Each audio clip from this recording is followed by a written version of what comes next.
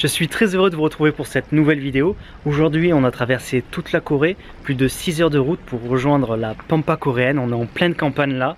On va rencontrer Jacques, un Français qui a décidé de tout abandonner, de quitter la France à plus de 50 ans pour venir vivre une nouvelle vie dans la campagne coréenne. Et bonjour!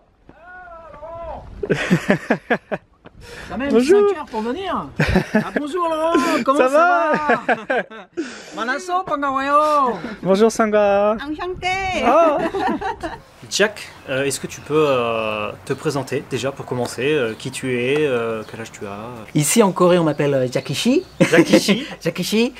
Et j'ai une cinquantaine d'années, enfin je sais jamais, je dois réfléchir parce que chaque année j'oublie, j'ai 53 ans, j'aurai 54 à la fin de l'année. J'habitais en région parisienne, dans les Hauts-de-Seine. J'avais une vie super, assez traditionnelle mais super confortable. J'avais un super job, j'étais responsable du développement commercial dans un grand groupe français. Je faisais un peu de sport, j'avais pas mal de loisirs. Courant 2016, il y a un truc totalement inattendu qui s'est passé, c'est que mon entreprise a fait une grande restructuration et elle a mis en place un plan social. Et moi, ça faisait à peu près une vingtaine d'années que je bossais pour cette entreprise. D'accord, donc tu étais un ancien dans la boîte. Donc j'étais plutôt bien installé dans la boîte, entre guillemets. Mais surtout, dans les 15 dernières années, on n'arrêtait pas de me répéter que j'étais un dieu, quoi. J'étais dans le domaine...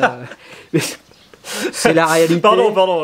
Tu peux le voir sur mon visage. Et il y a eu une grande surprise, c'est que je me suis retrouvé dans le plan social de manière inattendue. Alors que depuis 15 ans, on me disait que j'étais un dieu. Ils m'ont dit, écoute Jack, on n'a plus besoin de toi. Mais en fait... peut-être que tu leur coûtais trop de sous, justement. Voilà, j'étais... par rapport à ton expérience. Je me rapprochais de la cinquantaine, enfin j'avais 48 ans, donc évidemment je devais coûter un petit peu cher, etc. J'ai dit que j'avais une vie plutôt confortable, sans avoir des salaires mirobolants, ça allait. Donc ça a été un choc. Le choc digéré, je me suis dit, t'as pas 36 solutions, hein. T'arrives à la cinquantaine, donc ce qui tombe sur le coin de la figure, c'est pas bon. Donc soit tu vas faire une dépression de folie, tu vas tomber au fond du trou, soit faut rebondir rapidement mon gars, et c'est plutôt ma mentalité, ma personnalité, mon caractère. Je te disais hier, j'ai un passé de sportif, de compétiteur, donc j'ai déprimé quelques jours ou quelques semaines, évidemment. De toute façon c'est la nature, hein. Quand tu as une mauvaise nouvelle ou une nouvelle comme ça, tu passes par différentes phases. Mais rapidement, j'ai rebondi et je me suis dit, s'il y a un truc que je veux faire, c'est voyager. J'avais jamais trop voyagé jusqu'à présent, le truc un peu classique. Et c'est le moment, quoi. C'est le moment, je me suis dit, là, on est peut-être en train de te proposer un truc inattendu, c'est de faire un petit arrêt sur image, et qu'est-ce que tu as vraiment envie de faire dans ta vie?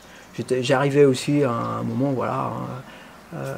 pratiquement la cinquantaine, tu te poses des questions, est-ce que tu as envie de continuer dans cette direction? Je vais partir, je vais voyager 5 mois, je pars au printemps de 2017, et puis je reviendrai, je suis bon élève, hein. Moi, j'ai suivi, je suis formaté. Hein. Je pars un an, voilà, je reviens. Non, au début je pars 5 mois. Ah, tu partais 5 mois au début? Je pars 5 mois, et je reviens à l'automne, comme ça je serai sur le marché du travail à l'automne, après l'été, et je serai reparti et tout ça. Donc tout était bien calculé. Voilà, je te propose de rentrer un petit peu dans notre jardin, où tu peux voir au fond cette belle maison traditionnelle. Ouais. Il y a différentes caractéristiques, un deck un petit peu assez haut, ça veut dire que les gens qui ont fait construire ou la famille qui habitait là avait pas mal de moyens. La toiture aussi, plus il y a de tuiles sur le fait, plus ça veut dire que c'était une famille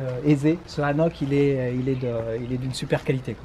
Donc mon épouse a fait l'acquisition il y a un petit peu plus de 6 ans, et elle a trouvé un truc fantastique. Il y a plein de petites pièces, c'est assez marrant. Alors ici on appelle ça la tea room. La tea room. Donc, quand il fait un peu frais l'hiver ou à l'automne, on est là et puis on boit un petit thé et puis on bouquine. Ici on va rentrer dans ce qu'on appelle le petit salon. Ouais. Faut pas être trop grand, hein. Faut être format un peu standard, hein. Si tu fais à partir du mètre 80, même moi je fais à peine 1m80 et je touche déjà le matin quand je suis un peu grand. Le matin quand je suis un peu grand. Là je me tasse. Là c'est la cuisine. Ouais. Après une salle de bain, enfin une douche, des toilettes. Et puis ici, on a le Aguni Place. Aguni, ça veut dire c'est le coin de la cheminée. C'est une cheminée traditionnelle. C'est le système traditionnel coréen de chauffage. En fait, la cheminée, tu vas la voir, elle est ici. Enfin, la cheminée plate est ici. Donc tu fais le feu ici. Et puis en fait, le fonctionnement, ça vient chauffer les pierres réfractaires. Ici, c'est notre chambre. Ouais. Ça vient chauffer les pierres réfractaires sous le sol et les fumées passent à travers un labyrinthe sous la chambre. C'est un chauffage au sol. C'est un chauffage au sol, le chauffage au sol coréen. Elle a gardé volontairement en fait la structure. Ah bah c'est bien sûr. Là, on est dans le traditionnel et on n'a pas de clim. Il y a juste un truc, qui a été rajouté, c'est la salle de bain, justement pour quand même avoir la douche. Ouais, c'est la douche qui a été rajoutée pour avoir une vraie douche. Une pièce qui est rajoutée. Quand on voit de l'extérieur, on voit que et aussi des vraies toilettes, voilà. Et oui. Une vraie douche et des vraies toilettes. On va pas à la fosse. Tu vas pas au fond du jardin. Ici, il y a encore, enfin il y a une chambre. En l'occurrence, c'est notre chambre. Ici, on a on appelle un grand salon. Il est plus grand que l'autre, en tout cas. C'est pas forcément grand, mais ce qui est super agréable dans cette architecture, c'est les portes qu'on peut ouvrir. Et je sais pas si on réussit bien à le voir à l'image. C'est sûr, on le voit bien là. On peut les ouvrir et les accrocher comme ça au plafond. Du coup, c'est comme une sorte de véranda complètement ouverte. Donc quand c'est l'été, le printemps, une autre chambre, c'est celle que tu occupes en ce moment. Peut-être qu'elle est fermée, elle est accrochée. Excuse-moi, j'ai pas rangé dedans là après avoir passé ma nuit. Mais du coup. Nuit agitée. Et celle-là, elle est restée vraiment traditionnelle, donc avec les murs en terre. Ça fait un peu comme terre battue. Ok, good job. J'étais aux US, j'étais en Polynésie à Tahiti. J'étais en Nouvelle-Zélande, donc dans l'hémisphère sud. Après, j'étais en Australie. Et puis la dernière partie de mon voyage, c'était l'Asie, parce qu'il y a plus d'une vingtaine d'années, j'avais déjà été au Japon et je n'avais pas tout fait ce que je voulais, notamment au Hokkaido, l'île au nord du Japon, et je voulais y retourner. Donc je suis parti en Corée d'abord, parce que j'ai une amie coréenne qui habitait à Séoul. Donc je me suis dit c'est l'occasion pareil de venir lui dire bonjour et puis de découvrir la Corée. Je ne connais pas la Corée, mais par contre l'objectif c'était une petite semaine à Séoul. Et puis après 2 mois ou plus au Japon. Ouais. Et ma copine coréenne me dit qu'est-ce que tu fais quand après être resté chez nous, t'as un itinéraire cheveux longs, tu sais, moi j'y vais comme ça au pif, je dois juste aller à Busan. Elle me dit écoute, vu que je te connais un petit peu, tu devrais aller voir les fermes de thé vert. En Corée, les fermes de thé vert, c'est super beau, c'est un truc à faire, c'est dommage si tu le fais pas. Et dans la Corée du Sud, il y a une ville qui s'appelle Bosong. Bosong, tout à fait. Et il y a c'est vraiment le trésor national, entre guillemets, une ferme historique. Comment dire, je trouve une guest house avec une jeune femme coréenne qui fait des chambres d'hôtes, Airbnb, qui parle super bien anglais. Elle m'aide vachement bien pour organiser mon voyage de Séoul, parce que à nouveau je fais le truc, voilà, tu parles de train rapide, mais non, moi je prends les bus locaux, je fais vraiment le petit chemin.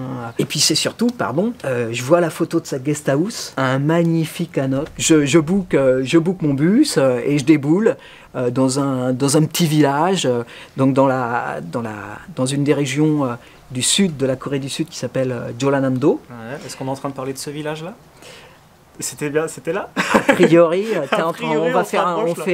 tu veux faire un peu de teasing, on est peut-être un petit peu, voilà, on peut faire monter un peu la pression. Présente-nous ton petit village un peu. Et ben voilà, l'arrêt de bus où tu es arrivé ce matin, hier matin, je sais plus quand déjà. Dans cette direction-là, c'est Gangjin.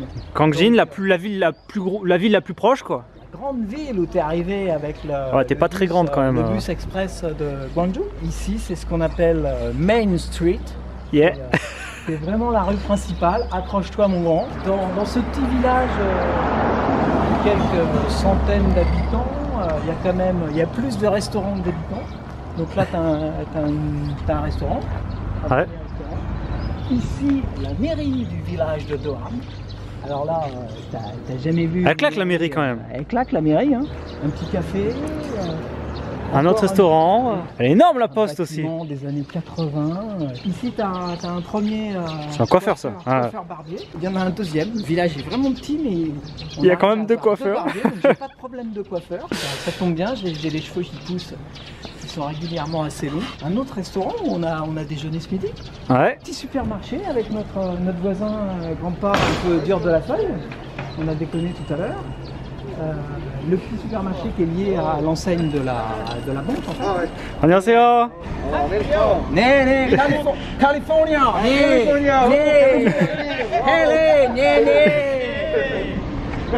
Donc la super banque. Attention, il y a un petit et puis bah, une église. Ah, il y a une église quand même là. 2 églises et 3 églises. Together? 같이? Okay, 같이. Let's go. 만나서 반가워요. Yeah. Ils sont trop marrants. Ça, tu vois, c'est le genre de truc qui t'arrive pas à Séoul, tu vois. Oui. Et puis bah là, on arrive déjà à la sortie du village. Là, Ah ouais, c'était rapide. là c'est sympa, c'est des endroits communs où ils stockent le riz, ils stockent les récoltes, donc c'est... Donc le village, c'est cette avenue là. Voilà, on pourra aller un petit peu plus loin. Vas-y, on y va. De l'autre côté. Le fameux bus local qui passe une Voilà. fois toutes les heures. Faut pas le louper, hein. Ouais, Faut à pas peu le louper près parce toutes que les sinon heures. t'attends 1 heure le Le prochain. matin aux heures de pointe, et exceptionnellement il est peut-être toutes les 30 minutes. L'arrêt de bus de la ville, il y en a qu'un. Ah bah là c'est l'arrêt de bus. Oui, vraiment dans le centre-ville. À l'entrée de la ville il y a un arrêt de bus, il y a un petit arrêt. Et puis... Ah bah attends, je te coupe une seconde, excuse-moi, je vais montrer la carte de la région Jolando. Jolando.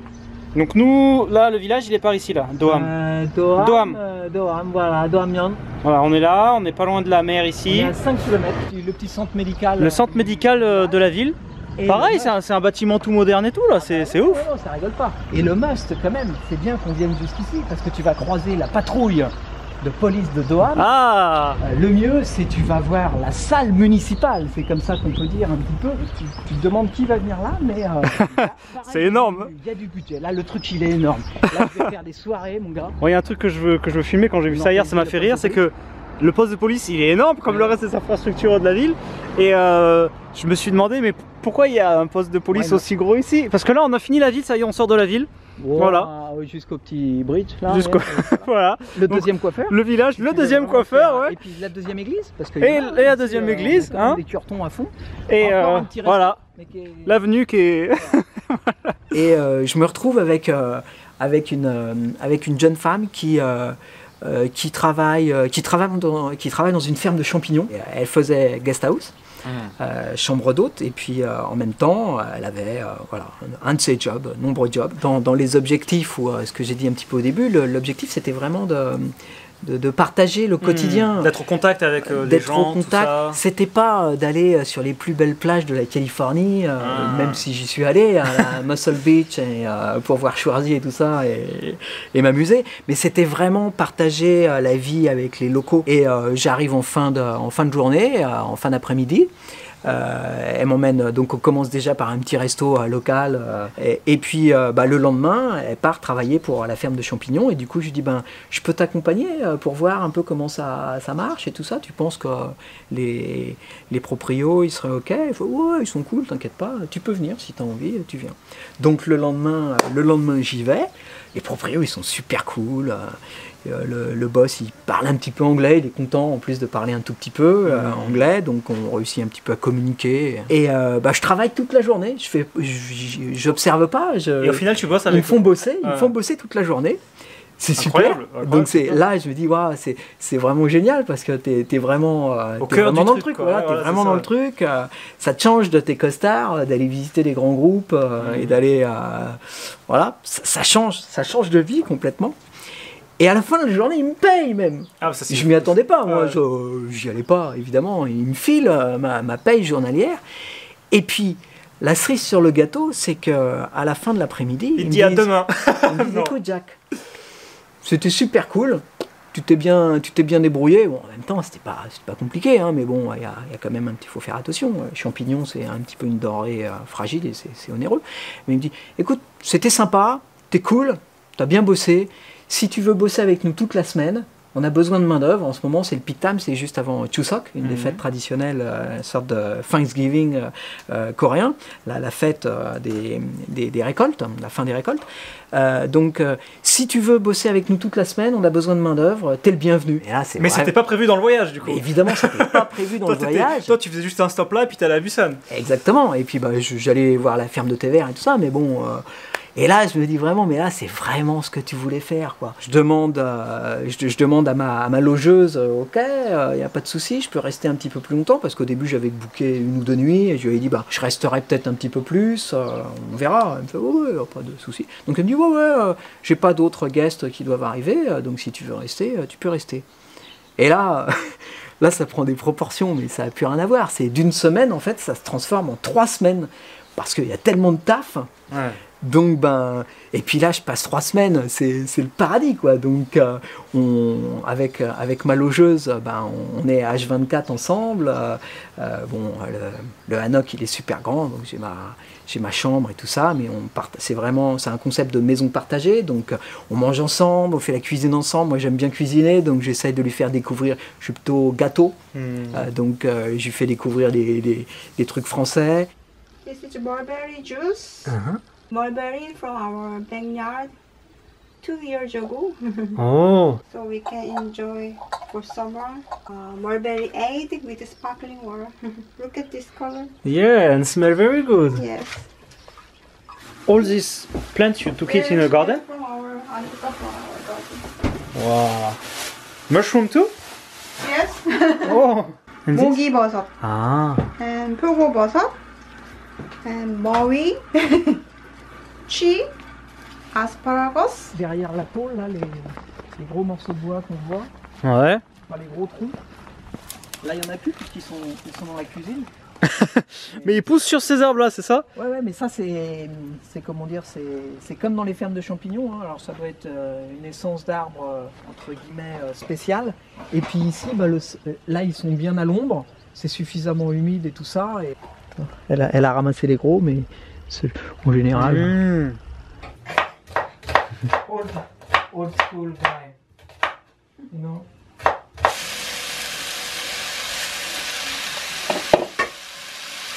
Qu'est-ce que tu es en train de faire là? Là, on est en train de faire un petit sol en dalle pour mettre des jarres. C'est le frigo coréen. Yes. One. 이거는 쑥이에요. 쑥. 이거는 쑥! 뭐예요? Soup. 쑥 with sugar. Ah. So it's better to keep in this pot than in glass? Because 항아리, it's called 항아리. They breathe. Ah. So Yeah, because it's earth. Et ça c'est du doenjang. Le doenjang, la pâte de soja Where do you want to... fermentée. Our neighbor grandma homemade 된장, Ah. soybean.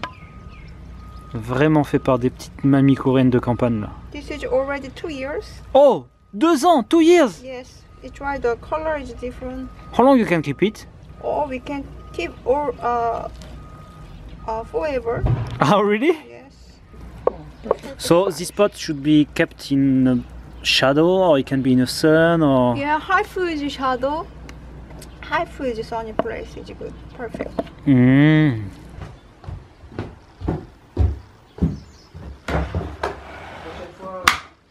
La prochaine fois, tu viendras. Avant de venir ici, ta logeuse, elle travaillait à Séoul dans un grand groupe aussi. Voilà, elle avait une travail de expérience. bureau, Voilà, elle avait eu une expérience un petit peu comme moi, où elle avait travaillé dans 2 grands groupes internationaux. Donc, elle avait travaillé à l'international. Elle travaillait dans le domaine du marketing et de la communication, donc avec des voyages en Europe, etc. Et au bout d'un moment... Et puis du jour au lendemain, ça l'a saoulé, à la coréenne ou je sais pas, mais elle s'est dit.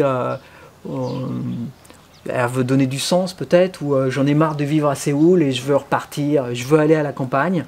Mais vraiment, alors moi c'est comment dire, c'est complètement différent par rapport à moi, parce que moi j'ai subi en fait ce que mon entreprise a mis en place, le plan social. J'avais pas prévu, comment dire, de me retrouver sur la touche. Elle a décidé, j'arrête mon job et d'aller vivre là, au fin fond de la je campagne, pars au fin fond de la campagne, faire de la permaculture, habiter dans une maison traditionnelle. On passe 3 semaines super sympa. Un truc totalement inattendu. On est à la période de Chuseok, donc c'est septembre. Donc Chuseok, comme je disais tout à l'heure, c'est la fête nationale en Corée, grande fête nationale traditionnelle. Et elle me dit, ben écoute, la semaine prochaine, c'est ce Chuseok, cette fête, et moi je vais rentrer à Séoul dans ma famille. Elle me dit un autre truc totalement inattendu, mais en même temps je me dis, oh, mais je voulais pas abuser. Elle me fait, mais attends, je pense à un truc. Ça t'intéresserait de voir comment ça se passe, une fête traditionnelle? J'avais déjà une banane à l'intérieur, mais là c'est plus une banane, c'est un régime de banane qui est en train de se dessiner sur mon visage. Et ben écoute, je peux demander à ma famille, et si tu veux, on y va ensemble. Je suis super content. Et puis, c'est peut-être le moment de lever le teasing, ou je sais pas si on appelle ça du teasing, mais un autre truc totalement inattendu. Mais alors là, qui te tombe, tu comprends pas. En plus, je me rappelle bien, ça va bien dans le développement de l'histoire. Qu'est-ce qui va se passer? Qu'est-ce qui va se passer? C'est vraiment connecté à Chuseok et à notre départ pour Séoul. C'est que la veille de partir à Chuseok, il y a eu un rapprochement juste avant de partir à Chuseok. Donc, quand j'ai déboulé à Chuseok, dans sa famille, elle m'a présenté évidemment comme son guest. Mais entre guillemets, on était déjà un petit peu ensemble, quoi.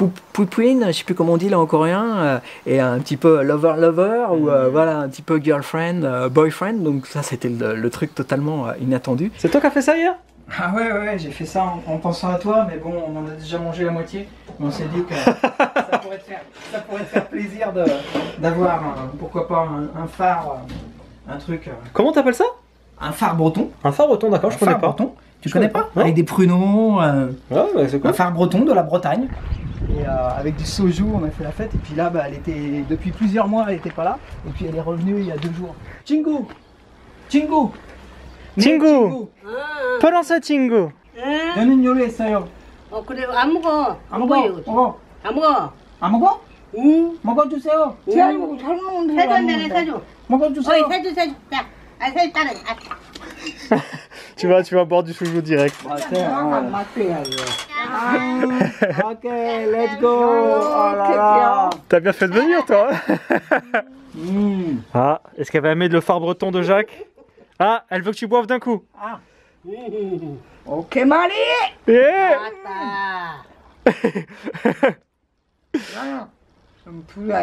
Ah, tu dois manger les deux. Elle veut te donner à manger. C'est toi qui manges. 먹어보세요. 먹어보세요. 짠. Non. 짠. Mes potes de Beuvry, ils ont tous plus. Mes potes de Beuvry, ils ont tous plus de 80 balais maintenant. 이거 받아라. 맛있어? 싸가서 여기 술자가 맛있어? 맛있어요? 여기 소금 안 먹어. 안 돼? 안 햄버. Pas ton gâteau. Je suis désolé, Jacques. On rentre de nouveau à Jeonnam-do, là, sur le littoral sud de la Corée du Sud. Et puis moi, j'avais un impératif. J'en ai pas eu beaucoup dans mon voyage, mais j'avais un impératif. Je devais aller au Japon. J'avais une date précise parce que je m'étais acheté un Japan Rail Pass. C'est un pass de train. Et ce pass de train, en fait, tu peux l'acheter de l'étranger, mais tu vas le retirer au Japon. Et il y a une date limite pour le retirer. Je demande à ma logeuse, mais on va dire ma petite amie à ce moment-là, on peut dire ma petite amie. Bon, ben, est-ce que tu es OK si je reste un petit peu plus, mais j'ai une deadline, après il faut aller au Japon, après je veux aller au Japon, et moi c'est mon voyage, comme je te l'ai expliqué, c'est vraiment la dernière étape. Et puis, nouvelle surprise, elle me dit, bah, tu sais, moi je kiffe le Japon aussi. Le Japon, c'est l'un des pays que je kiffe. Si ça te branche, je viens un petit peu avec toi. Ma première réaction, c'est un peu de dire, ah bah non, le Japon c'est pour moi. Le Japon c'est pour moi. pourquoi tu veux venir avec moi au Japon? C'est un peu lourd. Et puis après, je fais, mais Jacques, t'es vraiment un blaireau, quoi. Qu'est-ce que t'es en train de... C'est super, elle veut venir avec toi, tu vas partager des trucs. Donc je me reconnecte, je reboote un peu le truc. Je fais, mais Jacques, fais pas ton lourdingue là. Donc, on va au Japon ensemble. Au Japon, il se passe la même chose. En fait, on vit que des trucs complètement délire. On devait rester 3-4 jours. On est resté quasiment 15 jours. Et puis là, on est le 19 novembre. Et le 19 novembre, c'est une date un peu spéciale parce que c'est la veille de mon anniversaire. Mon anniversaire, c'est le 20 novembre. Ouais. Je suis parti pour faire le tour du monde. Je devais rentrer. On est en novembre, je suis toujours là, je suis au Japon et je vais fêter mon anniversaire, je vais fêter mes 49 ans au Japon. Le truc donc totalement inattendu, je fête mes 49 ans au Japon avec une charmante coréenne. Let's go, buddy. Et donc là, c'est le restaurant de notre petit village où on a bossé pendant... On a bossé pendant quasiment 2 ans. Pendant 2 ans presque, t'as bossé dans ce resto? 2 ans non-stop, ouais, 1 an et demi, quasiment 2 ans, et puis là, ça s'est un petit peu calmé. Donc, la spécialité de ce restaurant de village, c'est en fait tous les banchan, tous ces plats d'accompagnement. Ils se sont concentrés complètement sur tous ces plats d'accompagnement pour en faire des délicieux. Donc on a vraiment plein de saveurs différentes avec notre riz et la petite soupe. Donc là on peut goûter à tout et avoir un échantillon de plein de saveurs. C'est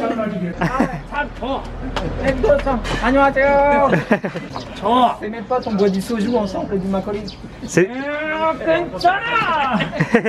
En parallèle, pour comprendre un peu le cheminement, j'étais en contact avec une start-up en France. Et là, mon futur CEO me dit bah écoute Jacques, t'en es où de ton tour du monde? Ça y est, c'est de bon timing. J'ai besoin d'un développeur commercial. C'est parti, j'ai les fonds. Ça y est, hein, je vais rentrer en France. Si je le fais pas, un jour ou l'autre, peut-être dans ma vie, je me dis je vais regretter de ne pas l'avoir tenté. Donc, on s'entend bien, mais moi, j'ai bien envie de rentrer, j'ai bien envie d'avoir cette expérience. Tu peux un petit peu imaginer la séparation à l'aéroport d'Incheon quand je suis rentré en France. Je m'attendais pas du tout à ça. Je suis encore ému quand j'y repense. La séparation était assez difficile parce que ça faisait quasiment 2 mois qu'on était H24 ensemble, qu'on avait vécu vraiment un truc fort, pas de vacances finalement. Donc se séparer, ça n'a pas été forcément simple. On va là-bas à la petite montée. Ouais. On va récupérer de l'eau à la source de la montagne. On y va tous les 2-3 jours. Ah ouais? 4-5 bouteilles. Ah ouais? On va le matin, c'est notre petite promenade. Et du coup, ça fait la balade des toutous aussi qui nous accompagnent. Et voilà, Odou et San, le gardien de la maison. Voilà. Merci. France. France. Américain. Et ça, c'est une rizière là. Ouais, là, c'est une rizière. C'est beau. Celle-là, ils sont en train de la préparer là-bas où c'est une grande piscine. Ils sont en train de la préparer. Et d'ici quelques semaines, on les plantera avec les gros tracteurs qu'on a vus ou que tu as vus, où je pourrais te donner une photo, une petite vidéo. On met des petites pousses sur des petites barquettes, et ça vient, c'est du délire. La technique, tu vois, qui prennent les pousses. Et là, c'est bien, puisque vu d'ici, en fait, vu d'ici, on voit tout ton village. C'est toute cette ligne-là. Ici, on voit Main Street, mais backstage, comme je disais, des tout coulisses ça. Un peu derrière. Donc le village à Jacques. Red carpet, soyo. Ouais. Avec les fleurs comme ça fait trop beau. C'est sympa, hein. Et donc ça, c'est de l'eau de source. Et ça, c'est notre source. Et Odou, il m'adore, il me suit partout. Et Odou, c'est ton nouveau pote. C'est mon nouveau pote, Odou. C'est ta San. Oui, je lui ai plu San. Trop bien, une ferme de Hanou, le bœuf coréen. Oh, il y a des veaux là-bas, excellent. Elles sont superbes, elles sont vraiment belles. Oh, mais c'est les familles ici avec les veaux. Oh, trop bien. J'ai vraiment envie de tenter cette expérience dans la start-up. De 2 choses l'une. Ça se passe super bien, les conditions sont là, je continue. Et puis toi, si ça te branche, pourquoi pas, tu viens me rejoindre et avoir une expérience en France. Alors évidemment, je comprends bien que ça n'a plus rien à voir avec la permaculture. Ce que tu as fait, c'est revenir ou venir vivre dans une grande capitale européenne. Donc c'est un peu ce que tu vivais à Séoul. Mais bon, si tu as envie ou si notre relation elle est suffisamment solide ou sinon envie, ben voilà, ça peut être une opportunité. Tu viens et puis ben, on verra bien, hein, les choses évoluent. Soit bah, ça se passe pas comme attendu dans la start-up, et si ça se passe pas bien, bah écoute, moi j'ai comme l'idée derrière la tête que je serais bien partant moi, pour venir vivre en Corée. La start-up et mon CEO n'avaient pas assez de moyens financiers aussi pour vraiment m'embaucher sur un CDI, et puis les résultats n'étaient pas là, donc ça s'est arrêté au bout de 6 mois, parce que c'était un cycle de vente un petit peu long, un petit peu complexe. Le contrat se termine en juillet. Donc là elle déboule en juillet, elle passe 3 mois en France, ouais. Et puis pendant ces 3 mois, je prends la décision, je vais partir en Corée. Et donc je décolle le 18 novembre 2018 de Paris. J'arrive le 19, hein, avec le décalage. C'est la veille de ton anniversaire, ça encore. Ah, tu m'as coupé mon effet. T'as pas totalement coupé. J'arrive le 19 novembre à Séoul. Ouais. Et le 20 novembre... un an plus tard, donc si on a retenu ce que j'avais dit avant, le 20 novembre, je fête mes 50 ans à Séoul, et je m'offre le plus beau cadeau de ma vie, démarrer une nouvelle vie en Corée avec une Coréenne. À 50 ans. À 50 le jour de tes 50 ans, tu démarres une nouvelle vie. C'est incroyable quand même. C'était mon beau cadeau. C'est incroyable. Je me suis dit, allez, tu te fais un cadeau de ouf. Et si on revient sur... D'où ça vient, voilà, c'était vraiment je me fais licencier, et je le dis souvent, je ne remercierai jamais assez mon entreprise de ne pas avoir été capable de me garder, ou d'avoir décidé de faire que je fasse partie des gens qui ne souhaitaient pas garder, parce que ça a transformé ma vie de manière... je l'ai dit tout à l'heure, hein, j'avais une vie, j'étais épanoui, hein, tout allait bien, hein, c'était fantastique. Mais ça l'a transformé d'une manière... Un peu comme si... Enfin moi, ça me donne un peu l'impression que tu as eu une seconde vie en fait. Puisque c'est tellement différent entre vivre à Paris avec ton boulot de commercial, tout ça, et là te retrouver à la campagne avec une femme maintenant, et enfin voilà, une vie totalement différente. C'est comme si tu avais eu 2 vies, que tu avais vécu 2 vies, que c'était 2 personnes. Enfin moi je trouve ça incroyable et très inspirant. Pour les gens justement qui pourraient avoir 40 ans ou même 50 ans et qui se disent ah bah c'est trop tard pour moi, de se dire que non, au final c'est pas trop tard, que si on fait des choses, ça va enclencher d'autres choses, et que ça peut débouler, pas forcément ou peut-être avec plus de temps, mais ça peut déboucher sur un truc extraordinaire. Bien comme sûr. Ce que tu as fait de changer totalement de vie. Enfin je trouve ça fou. Si on m'avait dit en 2016, écoute, dans 2-3 ans, tu es installé en Corée. Tu vas habiter en Asie. Où est-ce qu'on est là? Où est-ce qu'on est? Where are we? Le marché des produits frais qui a lieu tous les 5 jours. Et vous venez souvent à ce marché-là? Ah bon, on vient tous les 5 jours, c'est notre activité. Au lieu d'aller au cinéma, on vient au marché. Ah, il est super grand parce qu'il y a cette partie couverte. Et il y a plein de rues dehors où il y a de tout. Et puis là, c'est notre McDonald's local. On peut manger des chon. Mon stand favori, il est là-bas avec des petites grand-mères. C'est une tuerie. Ah ouais? J'en ai pris il y a 5 jours, donc je dois faire attention à mon régime. Ah ouais? Mais là, c'est une tuerie. Ah, 네. 안녕하세요. Tu veux goûter, Laurent, hein? Non, ça va, c'est gentil. C'est trop bon. Ah, les boubouilles, ouais. C'est des pâtes avec la machine et tout, et puis là, la soupe. C'est de la soupe de red bean, la soupe de haricots rouges. Ouais. À quel moment tu lui as demandé sa main? À quel moment tu as fait la demande en mariage? On s'est pas mis la pression là-dessus. Quand je suis venu m'installer, j'avais pas de visa, mais tous les 90 jours, il fallait ressortir du pays pour remettre les 90 jours le compteur à 0. Et donc on a fait ça à peu près 1 an et demi. D'accord. Donc on a pas mal voyagé dans l'Asie proche, hein, Japon 2 fois, Vietnam, Thaïlande. On voit un peu comment ça se passe, parce que bon... C'était sympa quand t'es venu, hein. Tu faisais le branleur à la ferme de champignons, t'étais vacancier. Là tu viens t'installer. Est-ce que c'est pareil? Est-ce que c'est le même bonhomme? Est-ce que ce sera la même vie? Et puis, est-ce que tu vas te comporter de manière? Est-ce qu'on va s'entendre et tout ça? Et puis, ça s'est plutôt bien passé parce qu'au bout d'1 an et demi, on a décidé de se marier. Et puis, ça permettait aussi d'accéder au visa F6, qui est le visa d'un conjoint coréen. Et du coup, là, vous continuez à faire les chambres d'hôtes? Alors, ici, puisque là, maintenant, vous vivez dans le hanok dans lequel tu es venu en tant que guest au là tout où début. on est en train de filmer. Et là maintenant, vous vivez ici, tu es venu t'installer dans ce fameux hanok qui était à la base ta chambre d'hôte.